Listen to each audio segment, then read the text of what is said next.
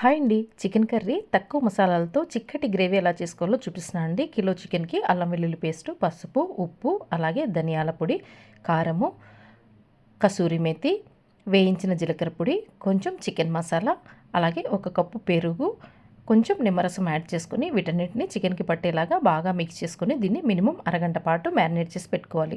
Next ఒక pan తీసుకొని oil వేసి ఆయిల్ వేడైన తర్వాత కిలోకు 2 మీడియం సైజ్ ఆనియన్స్ ఈ విధంగా పొడుగ్గా కట్ చేసుకొని వీటిని ఫ్రైడ్ ఆనియన్స్ చేసుకోవాలండి. ఫ్రైడ్ ఆనియన్స్ చేసుకున్న తర్వాత వీటిని చల్లార్చుకొని 2 జీడిపప్పు పలుకులు కూడా వేసి మిక్సీ జార్లో వేసుకొని మిక్సీ చేసుకోవాలి.